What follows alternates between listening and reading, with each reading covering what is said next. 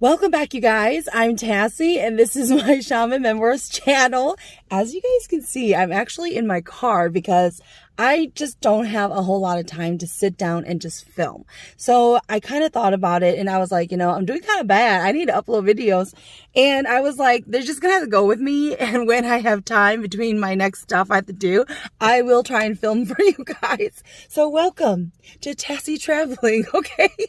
So it's actually my birthday weekend, and my sisters and I, we are getting our nails done, and then we're going to get massages. So it's going to be a spa day, and I got here early because, I'm coming from South Minneapolis.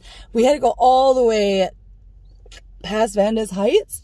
So, it was like a 30-minute drive for me. So I was like, I'm going to head out there early before traffic gets bad, and then I'll just try and do a little bit of filming. So here we go. Sorry for the shakiness. And it's a really cloudy day today. So, first off, I want to say thank you guys. I know it's been a while since I posted a video. So here I am. And the next thing I want to talk about is I have a funny ghostly update. Okay. So I was over at my sister's house, and, it's really haunted. And I was messaging because I got there before everybody else got there. We were doing a seafood boil, and I was going to start to prep the food. So I message everybody in the group chat, and I'm like, oh, hey, I'm here. I'm just prepping food, etc. Right? And then I'm down there for probably 30 minutes on my own, doing my own thing, when suddenly I start to hear a knocking, right? And it's one of those things where I was like, did I really hear that knock? Because this place is wild, okay? So I was like, whatever. So I'm just ignoring it. I'm still doing my own thing. And I hear the knocking again. And it's a stupid, kind of a knock, right? So I'm like, well, normal people don't knock like that. If it was one of my siblings, they would have said something like, hey, I'm here. Can you open the door? Shout through the door. So I'm trying to ignore it. And then it happens for a third time, when finally I'm like, okay, you know what? I'm going to go and investigate. I'm going to see what's up. So I leave the kitchen, and I'm looking around through the windows to see if any cars were outside. I didn't see anything. So then I'm looking through the living room, and straight across, I can see into the bedroom. And the dog Kala, she's sitting on the bed cowering. And I'm like, man, you would think she'd be barking if it was really somebody there. So I'm like, okay, I'm just going to ignore it. And then all of a sudden I hear the knocking again. And then I'm like, so I just ask, who's there? Is this you? And then it was my brother. And my brother was like, yeah, it's me. And I'm like, oh my God. So I open up the door, and I'm like, dude, why do you knock like this? You should have said something. He was like, well, I could hear you walking around, but you weren't opening the door. And I'm like, there's a reason we don't open this door if we hear knocking, okay? This is the haunted door, okay? Ain't nobody coming through this door. And, I'm telling my sisters later when they get there, and I'm telling them about what happened and how I hear this knocking. And for me, I'm not going to be opening up the door. And my sister, she completely agreed with me. She was like, nah, man, we do not open that door. If we hear any noises, we do not open that door. But I was like, dude, don't ever knock like that. Your sisters are haunted, man. You need to make your presence known that it's you, or we're not opening this door. All right, so this week we are going to be talking about how to tell if a ghost is following you and what can you do about it, right? And kind of what are the repercussions? Because I'll admit, when I was younger, I didn't really care if a ghost was following me, because you would hear about it, especially in the Hmong community, where people are like, oh, don't go out at late at night because you might get a ghost that follows you. And I'm like, well, what the heck is the ghost going to be able to do to me? So I really didn't care.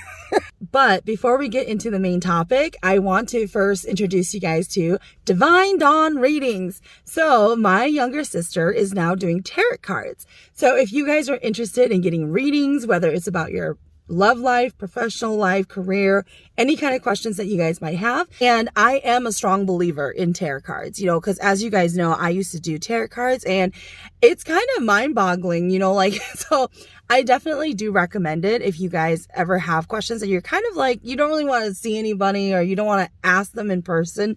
So I find that doing tarot cards, it's always a non-biased kind of response that you can get. So feel free to check out Divine Dawn Readings. I am going to post their link to their Facebook down below as well. All right, so the next question that we're going to go over is that people have been having dreams, right? And this can happen to a lot of people. And I know this has happened to me quite a bit, okay? So sometimes in your dreams, when something bad is about to happen, things start to slow down, right? And you go really slow and it's really slow-mo, okay? So this actually happens to specific individuals who will have specific gifts. I'm like, that's pretty vague, right? So I will tell you guys this. When shamans go into the spirit world, they usually have a very specific talent or skill set, right? Sometimes when I see shamans, automatically, if I see a sword with them, I know right away, well, you're a demon slayer type, right? Because typically demon slayers, they have a sword. However, not all shamans have a sword. Usually this could be given to them later, or they actually attack entities using something else, okay? So for my older brother, whenever I saw him, he had a really big sword. And it was one of those things where every time, I oneng or I shy things for him, I would see the sword with him and he's always holding it. However, I have a younger niece who can see spirits, and she actually one day woke up. She's sitting in the living room. She woke up and she saw my brother walking into the living room holding a sword.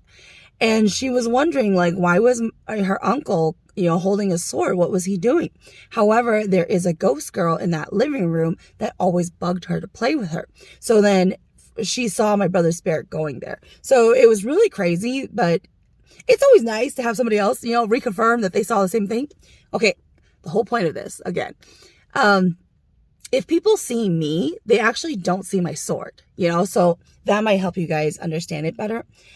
Usually when things slow down, it's because your ability is something else and you have to figure out what that ability is.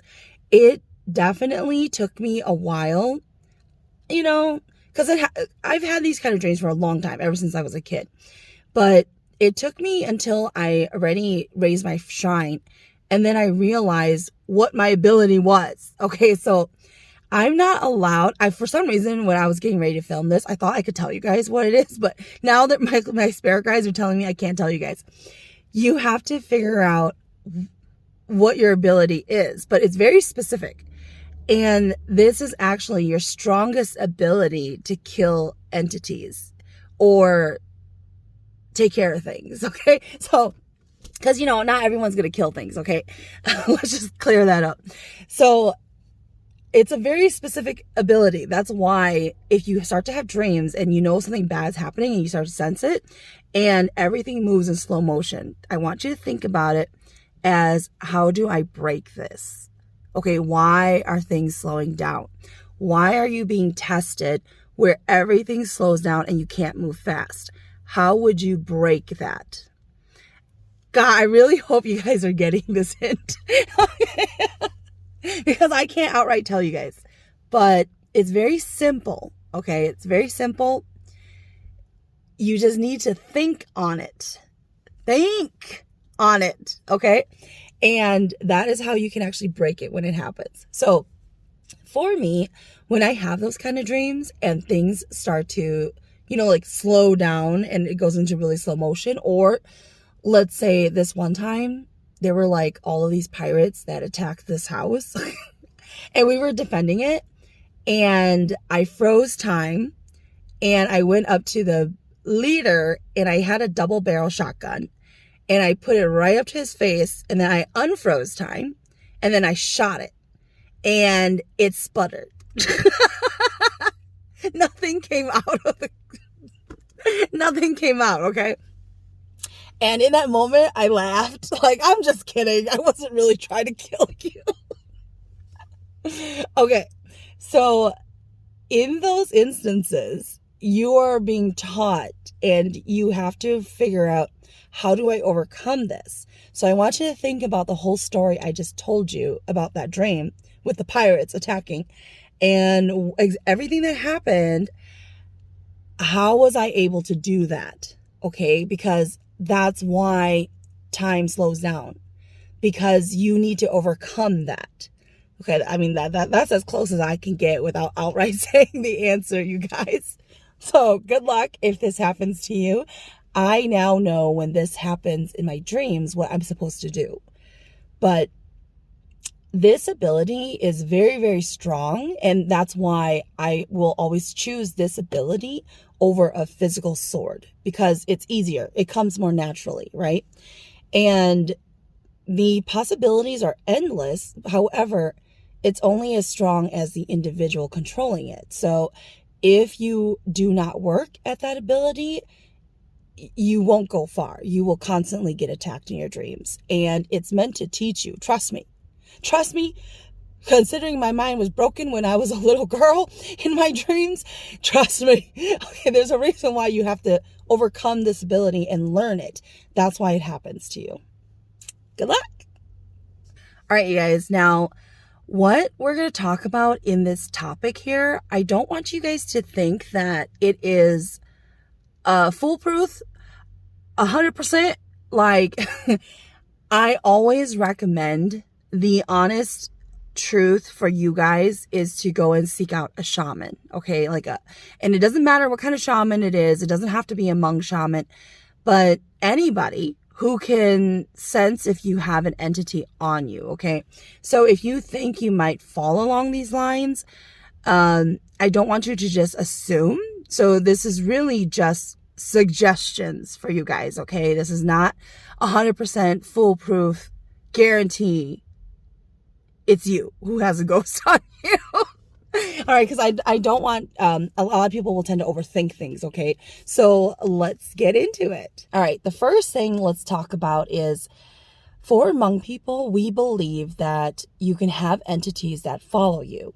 And when entities who are not supposed to follow you do, it is recommended to get rid of them, because there are a lot of reasons why it's not good to have it on you. So one of the main reasons is going to be that okay, let's first talk about entities that can follow you. Usually they are a stronger entity. However, I do want to state, I gotta go. I'll be back. All right, so I'm actually at the Mall of America and we're continuing our filming. This is really bad. Okay, first I want to apologize for the lighting. It's kind of dark in here because I'm in the parking ramp. All right, so where I had finished off in my last video, kind of starting off about, ghosts that follow people. And what I was trying to say was that, typically a ghost that can follow you. So in Hmong, we just call it a ghost, right? We don't have a whole lot of different terms and definitions of it. We just refer to them as ghosts, right? And so I want to be clear that usually ghosts, they can be of somebody who was alive and they have passed away, okay? And let's say, for example, I'm at the Mall of America. I've talked about this before in the past, right? When a lot of people congregate in a certain area, if they have entities with them and they bring them with at a certain area, they can tend to leave them behind as well. And usually, this can be ghosts or people who were alive and then they passed away, or it can be demonic, okay? With demonic entities, it's going to be, what I'm going to talk about, it's going to be a lot stronger, and it's going to be, you're going to know, okay? I do not know of anybody who has had a demonic entity on them who was not aware that it was a demonic entity, okay? Because they are a lot stronger, all right? Usually when it is just a ghost of someone who's passed away and deceased, it is going to be a lot easier to get rid of them. And they will not have as strong of the scenarios that I'm about to go through. All right, so some of the signs to tell if a ghost or demonic entity, we're just going to call them ghosts though in general, if they are following you, the first one is going to be very obvious in your dreams. All right, so a lot of people in the Hmong community, we were raised, if you start to have dreams of sexual encounters, someone is trying to court you in your dreams, etc., there could be a few different scenarios on why this is happening. Very common is going to be people who have dragons trying to get them to go with them in their dreams. And for Hmong people, we definitely believe, okay, some of us, especially because we grew up with this superstition, okay? I believe in this, that you can die in your dreams, right? And so a lot of times if you start to have dreams of somebody who, and this could take place for years, all right, where an entity comes, and they can come as somebody you know, you trust in real life, even a crush. It could be a celebrity, right? But if you pay attention in your dreams, you'll realize they're not really them, because things will start to fall apart in dreams if you focus. If you really focus in on their face, on their clothing, on the room, you'll realize things are not lined up. And then that's when people tend to wake up in the dream world and they realize they're in a dream. So they can come and court you. Some people will be like forcefully have sexual encounters with these entities, and then other times you will fall in love with them. You can completely fall in love with them. So anytime you have a sexual encounter dream, those are going to be key signs, especially if they happen quite often and frequently. You definitely would probably want to get that checked out. And there are people who I know, they have entities that come and try to have sexual encounters with them, and they're angry and they try to push them off, etc. But they will keep trying to come. And if you're somebody who is really like, you have an aversion to sexual encounters, they will try to come and court you to try to get you to go with them. And there will be a lot of dreams about traveling with them. They've come to take you. Like I've mentioned before in the past, I've had dreams of my sister, okay, like a guy coming and saying that he's there to take my sister. And I'm just like, you need to get the hell away from us, but then my sister will try to leave with this entity. And my sister in her dreams, a lot of times she will try to leave with them too. And then when she wakes up, she'll be like, oh my God, but I went. Like they were going to take me to a war-torn country and I was going to go. And, I will say, yes, there will be points in your dream where you do end up having that sexual encounter, or you do go with them, right, in the dream. So usually you're supposed to tell people this, and then you're supposed to have a ceremony or something spiritually done by a shaman to actually get it taken care of. Now, another obvious sign, it's going to be people who, and this is a funny one because I struggled with this for a long time. You feel like you're being watched, right? There's going to be times where you may question, what is this feeling of being watched? Okay. If you're like me, I questioned it because I never knew what it was like to not be around spirits. So then I kept asking people, like, what do you mean? Like, I feel like someone's watching me. Like, what do you mean? And people are like, just pretend, someone else is in the room with you, like someone you really know, and they're staring at you. It's that same feeling. And I'm like, but I feel that way all the time. So I was asking a lot of random people, what does that feeling feel like? Because I was really confused, because I'm like, well, I don't know what it's like to not feel like someone is watching me. Okay, I gotta go. My siblings are here. I'll get back to you guys. All right, you guys. It has been a very long day.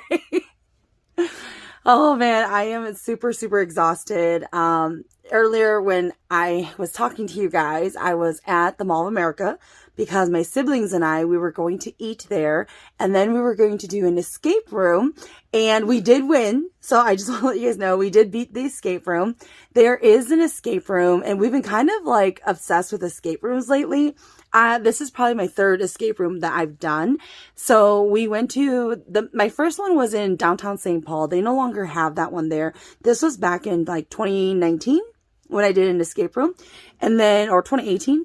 And then we did one at Mission Mansion, which is in kind of like the Dinkytown area in Minneapolis.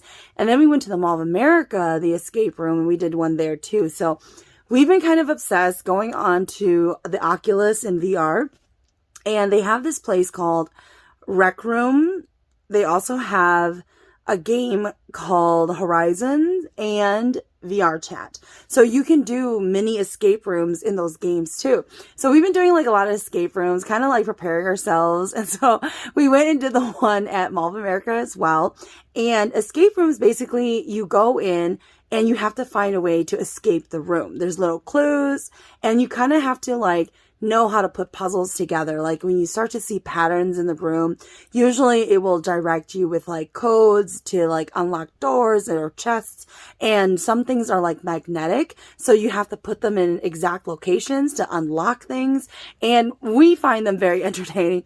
But so yeah, we went to go do an escape room and all of us couldn't really like agree on where to eat. So then like the mall has a lot of different restaurants. So I was able to pick and choose what I wanted from like different restaurants there.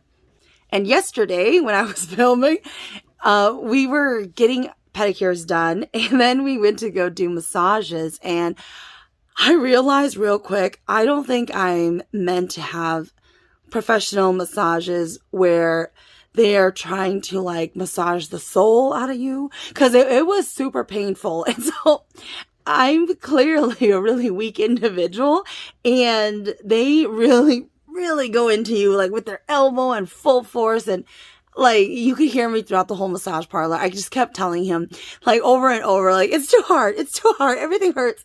And I even tried to like, what, you know, like where you're just trying to like hold it in because you're like, maybe I need this pain to really undo my knots. No, okay, like I feel the same, okay? I didn't have any knots. He was just going at it. Note to self, I will not be doing any more massages. So yes. All right, so today I went grocery shopping after the escape room, Mall of America. So I'm just really tired. And my boyfriend, he's all like, oh, let's grill tonight. And I'm just like, you can, but it ain't gonna be me because I am just too tired. Do you guys like my eyes? All right, let's get back to the point of this video.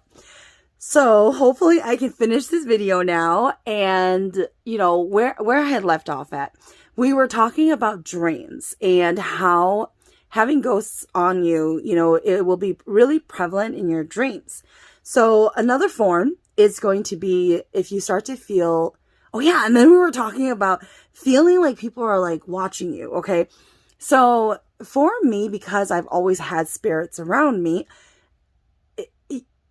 you will know that you're not alone in a room. Like, I don't know what else to say other than you will feel like you're not alone, but you're alone in a room, but you're not alone. Okay.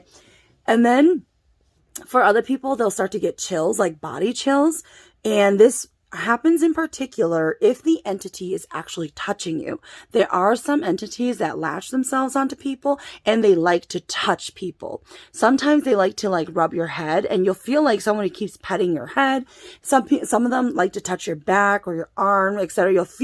You will feel a body temperature change on you as well. So that can happen too. And it does happen on and off. Okay. This isn't going to happen all of the time where you're always going to feel this. It'll be random when it happens. And the reason for this is, think of it as pulsating, and it's like a battery where it's trying to charge during times of the day. And then when it has enough, that's when you will feel it. Okay. Because that's its goal. It's trying to touch you. And until it has enough energy to be able to, for you to feel them touching you back. Okay. That's why. Now, in conjunction with chills and feeling like something is touching you at different parts of your body, etc., some people will actually feel straight up body pains, like shooting pain. A lot of times you'll get like shooting pain, especially in your feet. It really depends if this entity is attacking you, okay? So if it's attacking you, you will feel like shooting body pains. This will tend to happen if you like walk over a grave of something that you weren't supposed to and you offended it, and now it's like haunting and vengeful and following you. Okay. This can also happen if somebody sends it to you, then you will feel shooting pains. Okay. People don't just send ghosts to hang out with you because you're lonely. All right. They send them on purpose to hurt people. So that's when you can also feel shooting pains randomly throughout. Some people, it will be consistent pains. Hopefully that's not your scenario. So when it comes to the spirit, for Hmong people, we believe, some of us, that, you know, you have three main spirits, okay? But in conjunction with that, your arm has a spirit, your leg has a spirit, and you can lose those please along the way. So usually when that happens, you start to get scared really easily. you start to jing is what they would call it in Hmong, where you would start to just, every little thing, every little noise, every shadow, every movement, it makes you feel really scared, and you really can't explain it. You don't know why you feel kind of scared. Some people will actually feel cold as well. Even if it's a nice sunny day, you will feel really cold inside. So usually with that, you can hupli in conjunction with, if you're trying to get rid of a spirit or entity that is following you. But then with the whole scaredness, that can also happen if there is a spirit following you too. Now, the next two, it's going to be you are a victim of sleep paralysis a lot. Okay, so when you are a victim of sleep paralysis, this is typically, it's not really possession. Okay, we'll talk about possession a little bit here, but sleep paralysis, this can happen because your spirit is weak. That's actually why people tend to get sleep paralysis. When I was younger, before I became a shaman, actively practicing, I didn't have sleep paralysis. I didn't. And then when I got older and I already had my shrine, and then I put my shrine down, that is when I would have weird instances of what seems to be the beginning of sleep paralysis. Oh God, there's somebody walking upstairs and I know I'm home alone. Can you guys hear it? I know I'm home alone. Okay, we're gonna move on. Okay, so with sleep paralysis though, for myself, it will start because something is trying to have sleep paralysis with me, but then my spirit guides always come into action last minute. Like, they don't tell me, like, don't worry, we got you. We're going to protect you. I'm there alone. I feel like I'm there alone. And then bam, they come out. Okay. So, that's typically what happens to me. But I do notice that I do this thing where I always wake up and I'm looking at ghosts in the middle of the night. And, like, I've had this conversation with a lot of my siblings. I don't know what full sleep is. Like, I don't just sleep, you guys. I don't know what it's like to go to bed and then just wake up and it's morning time. I usually guarantee always wake up in the middle. I do what I call napping. I take naps, you guys. So usually I'll go to sleep like around midnight. I'll get up around 3 or 4 in the morning and I'm wide awake. I'm up. I'm walking around the house. I'm doing things. And then, a couple hours later, I'll fall asleep again. And then I'll get up to go to work. So that's usually what I do. But then a lot of times what wakes me up is because I jolt awake and I'm staring at something. And then I'm like blinking and, like having that moment pass, whatever it is that's there, whatever information is being told to me, it passes. And then I'm just up and about and I'm awake. Okay. So I cannot recall the last time I went to sleep. Like, even if it was like 10 o'clock, 11 o'clock, and I got up at like 7 or 8 in the morning. Like, I don't know what that's like.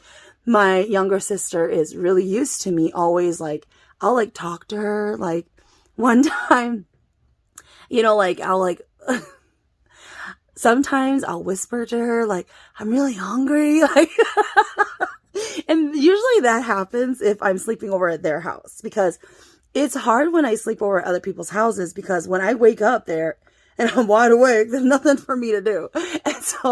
And then I get really scared, like, cause you guys know I'm a smoker. I get really scared going outside to smoke, and so for me, I like it when I'm at home and I get up to smoke, because we have like a 3-season porch and it's enclosed and you can only enter it in one way. So I've had too many instances of going outside and running into entities or spirits and scaring me. So, I get really scared when I have to go smoke alone, like, and it's like 4 in the morning. All right, so let's get back to this story. So with sleep paralysis, that's a huge sign that you actually have a really weakened spirit, and you really should have a ceremony done for you, because that's not normal. Okay, like, I feel like it's really normal to talk about sleep paralysis and hearing about it or knowing people who have it, but it's actually not normal. You're not supposed to be used to having sleep paralysis in your lifetime, you guys. That's not what you're supposed to be doing. Supposedly, it's because you don't have a whole soul or spirit. That's why you become a victim easily to sleep paralysis, because it's a very traumatic experience for anybody who has gone through it. Now, yes, I do know people who are just used to it. Okay, they're so used to it. All right.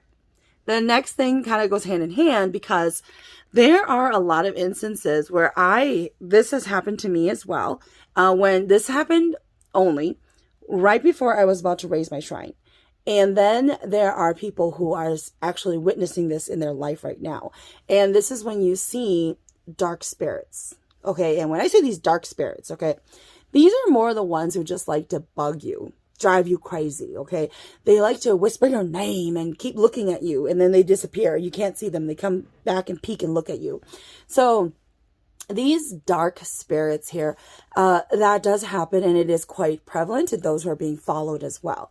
And usually, though, they come with intent to actually hurt the person. So that's why they come. So a lot of people who are starting to become shamans right as you're about to raise your shrine, or the moment that it's coming, that's when they actually come, because they're trying to hurt you before you are able to raise your shrine. And take what you will with that information. If you're somebody who sees these spirits, usually if you are already a shaman, though, like actively practicing, you've gone into the spirit world, you're stronger spiritually, you should not be seeing these things at all. You should not be.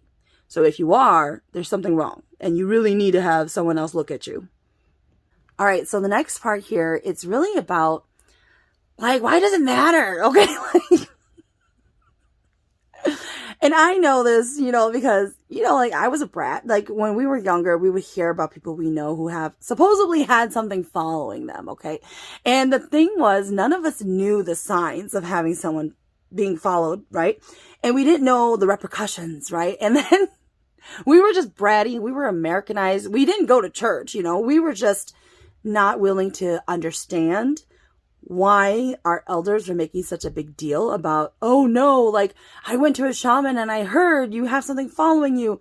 We were just like, oh, God, yeah, yada, yada, like, you're talking to a crazy voodoo person who's coming up with stories, like, they just want your money so that we can have a ceremony done. Literally, that's what we thought of, you guys, when we were younger, okay? And, I have to fully own up to it that I was that person too, because I was like talking to people and I'm like, but what does it matter? Like, if you have somebody following you, because even if you, oh, hey booty, I'm filming right now. Lazy filming. I've been lazy filming. Okay. But I was like, what does it matter? Because even if you got rid of it, something else could come and follow you too. So it was one of those like non-ending cycles, where it really did make sense that maybe the shaman just needs people so that they can charge them money. So it was definitely one of those thoughts that we had. So let's break it down. Why should you get rid of these things, okay? All right. The first one, which I didn't know until I became a shaman, is that the longer an entity is on you and the stronger it becomes, how do you think it's becoming stronger? Okay, because when you first found, or this entity found you, it wasn't that strong. It was strong enough to follow you and attach itself to you, but why does it need to be with you? Okay, so what it's doing is it's draining your life force. And I've mentioned this in other videos, you guys, when things drain your life force, you cannot get it back, not in this lifetime. What happens is it will take years off of your life, and you will pass a lot sooner than you were supposed to. That is the biggest one, okay? And y'all know the story of how Michael was with me for like 10 years. So there's that. So in addition to draining your life force, what it could also do is some people will require surgery. So if you have something on you and it's latching onto you, usually you will have some pretty wicked dreams, like of being attacked quite often. And what's going to happen is you will wake up with shooting pain, and you will eventually need surgery. The longer you prolong it, and it's been with you for too long, sometimes it won't help. You will need surgery. And this has actually happened. Okay.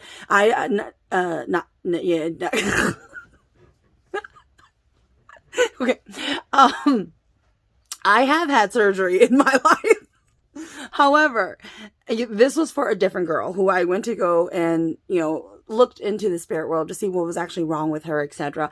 And then it came out that, after I was done, right, I explained what was happening and what I saw all the time and why it was happening to her. And then the words just came out, you're going to need surgery. And then everybody got really quiet, and I was like, why did I just say that? You know, because a lot of times that's what my spirit guides do. They'll just say things for me, but I haven't fully comprehended what I just said. So then I was just like, was I supposed to say that? Did I mean to say that? But what ended up happening was she did end up needing to have surgery. So, anyways, so that is definitely prevalent, but usually there are more extreme signs on why you would need surgery and why this happens. There's a lot that goes into it. Now, a big one that I find that a lot of people, they didn't want to talk about it because it had to do with their mental health. And you know, I mean, we're talking about Hmong people in the 90s. We don't talk about mental health, okay? Like, we just didn't. And so what tends to happen when you do have an entity on you, you will be prone to illnesses and depression. You will start to get bad luck, and it's not good for you to have an entity on you. That's why. That's the whole point. So, but I found that a lot of shamans never fully explain the repercussions. They just, either they didn't know, because from my experiences, only mine, okay, I'm not saying this was true for every shaman, okay, a lot of them they couldn't explain it to me. Like, why should you get rid of an entity? This is something that I had to learn through my spirit guides, why you shouldn't have an entity following you, because I was so pessimistic about it, where I'm like, they always come though, like everybody always has something on them, right? They always get followed. Like, what's the big deal? Like, even if you got rid of it, another one's coming. So now let's talk about, what can you do, okay? So let's say that you're having a lot of those things that I just talked about. All of these negative things are happening to you. You really need to seek out anybody who can see if you have things following you, what are the repercussions, and possibly how to get rid of it. So as far as like trying to maintain it and protect yourself, a lot of times, if you're going to be traveling, right? If you're going to be traveling, and this is what anyone can do, you don't have to be a shaman. You don't need a shaman to do this part for you. Anytime that you are like traveling or you're going somewhere and you start to kind of get a weird feeling, especially when it's new places where you feel like you're going to get really excited. Typically, if you become very excited, you can easily lose a spirit. That's why. So if you're somebody who likes to do skydiving, okay, there's people out there who like to do this, or you're going to be traveling, or you're going even up north, right? If you're going camping up north and there's going to be a big body of water, anything like that. I've done a video before on like ways to protect yourself. So there are a lot of things in that video that you guys can do. All right. But one of the easiest ones that you can do is you can burn incense sticks and pray to your ancestors, and just to protect you and watch over you as you make your trip. Now, if you want to go the extra mile, kind of like a guarantee, right? This is where it comes into bartering, okay? You can say, if you come back and you're fine and you're safe and nothing happens to you during the trip, you will do a meal for them, okay? And you don't have to have a sikah, which for Hmong people, that's like a ancestral shrine that we have in our house. So even if you are somebody who does not have one in your house, you can still do this, okay? You can still reach out to your ancestors. This is not something that only specific people can do, okay? So you can still do this, even if you feel like you're talking to nobody, you know, like you can just say, you know, like, you know, you're calling out to Pakong Yakong, you know, like that's what we call them. So that's for our ancestors, our great grandparents who watch over us, and tell them what's about to happen and that you need their protection. You are their bone and blood. And so for them to protect you, and if everything goes well, you will do a meal for them afterwards. And the meal, oh, thanks, babe.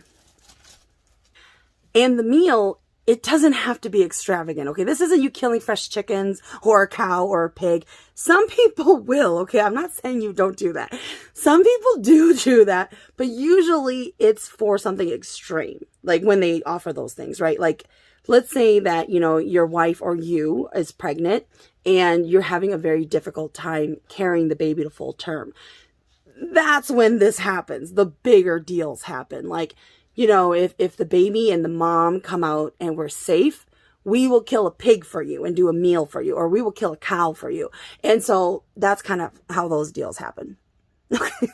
Usually, though, they will have a shaman involved when you are doing such a big deal. That's why.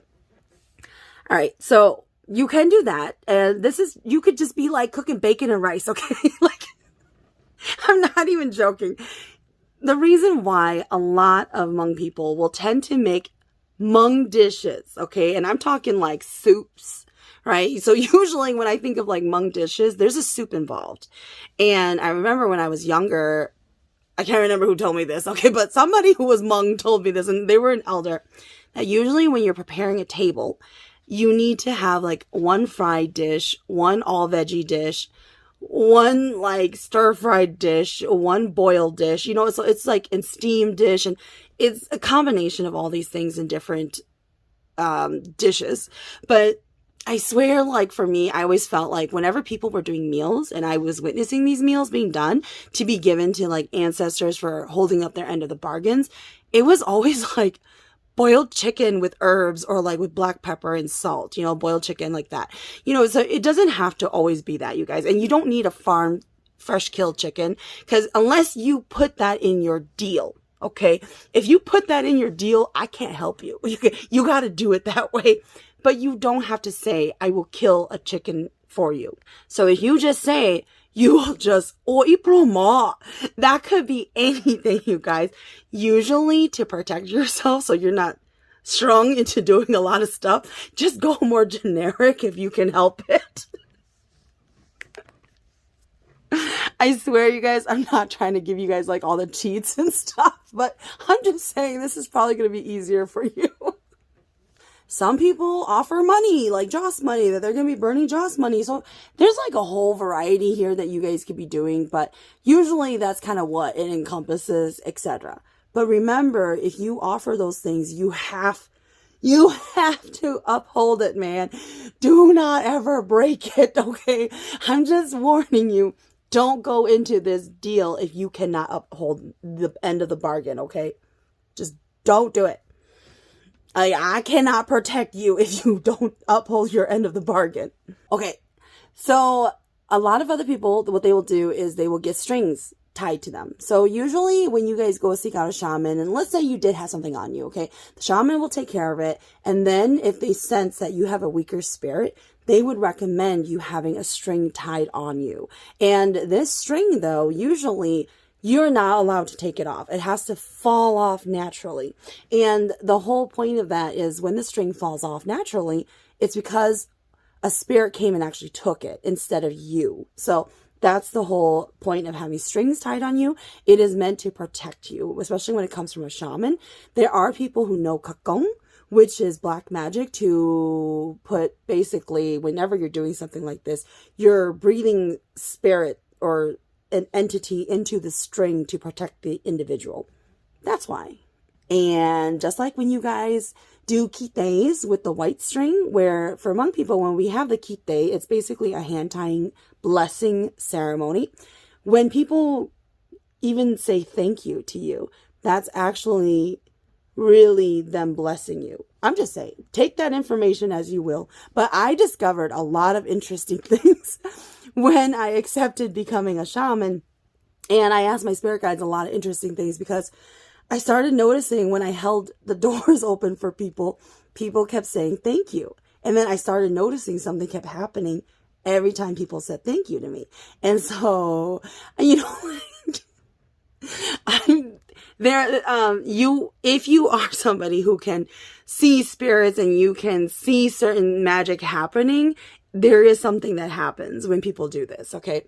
So it's not just empty thank yous, but I swear, if you guys go back and look at my older videos, I did one on when I went to Chicago. Whenever I travel, weird stuff happens. And okay, I'm not demonic, I swear, but it's going to sound demonic when I say this. So then something happens where somebody really ends up being thankful to me because I did something for them. And usually when somebody gives me their thanks like this, okay, because I did something, like an act of something where they felt really thankful. This isn't me just holding a door open, okay? This is me actually doing something to help them. And it always happens without fail when I travel. So they are really blessing me and giving me their thanks, and then I take it, okay? And it was offered to me, okay? I didn't just randomly go around taking it from people. It was offered to me. And this happens because I know I'm going to need it.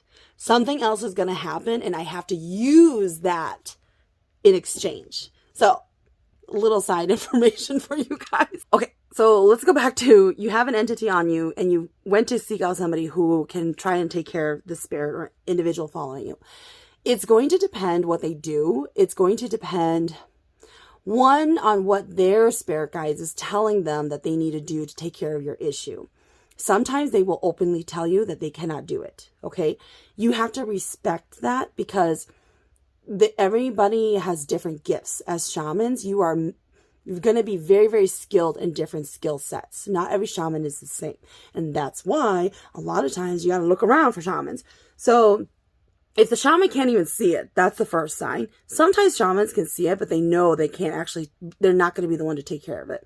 And then there's also going to be, what is the shaman going to do? Some people will just use breast milk. Some people will use actual tools. Some people will use actual black magic. And then you have other methods of either hiding yourself from this entity, especially if it's really strong, or you will have to have a ceremony where they will go in and either barter your return or they will have to fight. And usually if the shaman knows, okay, and I'll be honest, I'm pretty lazy and I'll just choose the fighting method because it's easier. It's just easiest for me because it's a lot of work. If you're trying to barter for somebody, like it's a lot. It's very intricate. It's going to take you hours. Okay. It's just better to go head first and fight. Okay. But the problem with that is you're going to run in the risk of the shaman getting actually injured. So that is why for some shamans who use animals for their ceremonies, the animal is meant to help protect the shaman and the individual that they're doing the ceremony for. They will take the hits instead of the actual shaman or the person. That's why. All right, so briefly before I go, let's touch base on possession, okay? Because I know myself, like when I was learning about all of this, like what is the difference between a spirit being on you versus possession, right? Because it sounds like it could be the same. With possession, it's going to be very, very traumatic. And a lot of times the individual is going to be in complete denial. Now, just because a demonic entity is following somebody, it does not mean it intends to possess the individual. Okay. So I just want to be very, very clear about that because I know of a lot of demonic entities following people, but they are not trying to possess them. And possession usually can only occur if the demonic entity is very strong. That is usually the only way a demonic entity can possess somebody, or else usually you're just going to be harmed physically and your soul. Now, with demonic possessions, okay, they are going to want to gain your trust. And there's going to be also instances where you won't even know what's happening. Usually why would they try to either possess or follow you like demonic entities? There's always a reason. There is always a reason. They don't just do things because, okay, I take that back. I was going to say because they're bored. Okay, sometimes they do. But in general, if they are not trying to possess you, they want something from you. And I just want to warn you, I think it's pretty obvious, but just in case you guys don't know, if it's not attempting to possess you, you need to think real good. Why is it not trying to possess you? Because it should, okay? Because it would have the opportunity to.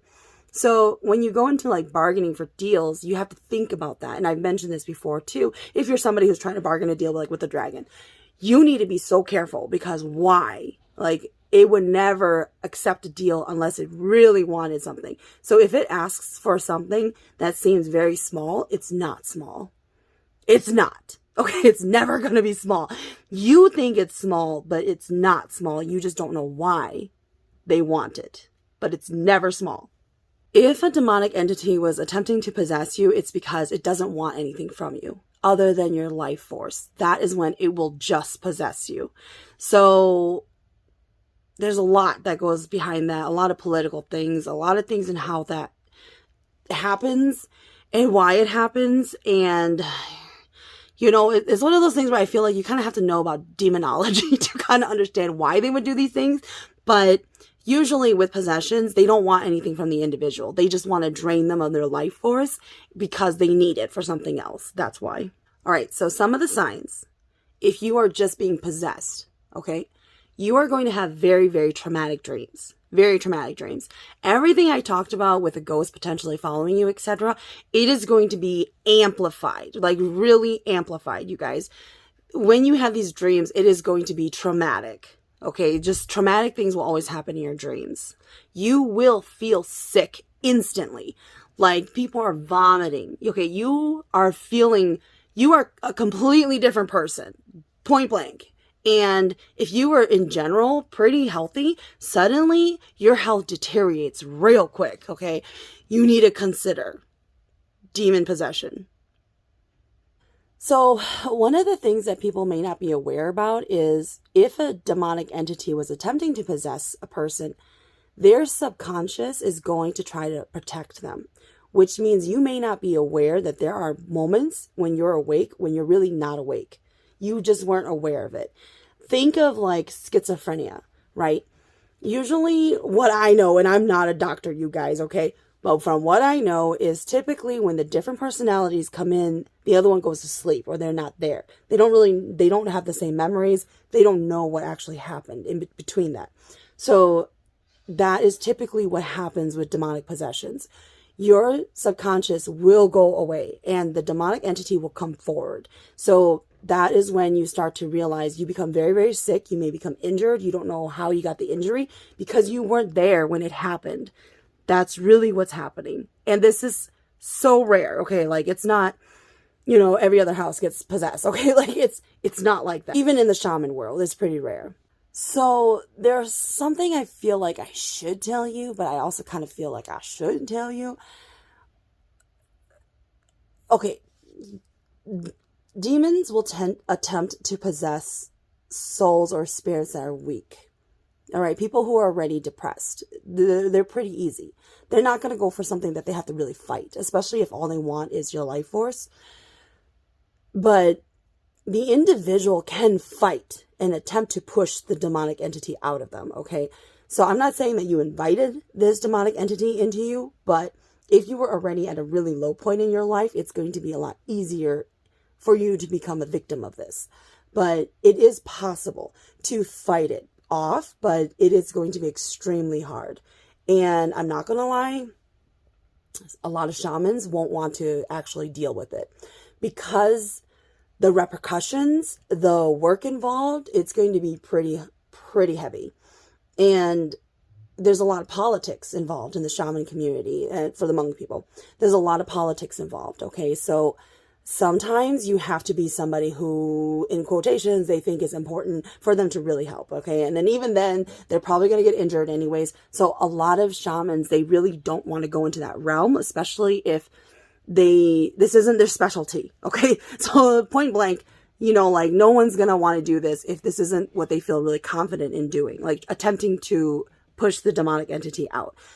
Even if you're thinking about like exorcism, there's not many priests out there who will probably gun-ho sign up, volunteer me. I'm ready to face this demonic entity. Their faith and everything has to be so strong. And even then they can in turn become possessed. So there is a lot that goes with demonic possessions. However, just in case anybody was wondering, that's kind of what happens, especially if you think this might be happening to somebody they will be in denial, okay? So even if you attempt to ask somebody, they probably won't even be aware it's happening, okay? So most people who are going through demonic possessions at the beginning phases, they are in denial. They don't know that they need help. They will have very, very dark, deep thoughts, and they will feel powerful, all right? So they will. I'm just saying, you guys. So in conclusion, this is a very long video now. I feel like I've been traveling forever because I was filming on random different days. I don't know if I would do this again, you guys, because I know that I'm really busy and I have a lot of events I'm trying to finish up and go to, and I'm running around and then with work and all that stuff. So I'm just really trying to, and I know that there's going to be birthdays coming up that I have to go to. So I don't know if I would take you guys again with me as I try to film, because I find that I have to keep stopping and remembering where I was and then picking up again the topic. So I'm sorry if my videos come out a little slow, but I'm still here, you guys, and I will definitely try to keep bringing out more content for you, because I'm really passionate about sharing my experiences, my stories, and what I can to hopefully help you guys. So until next time, you guys.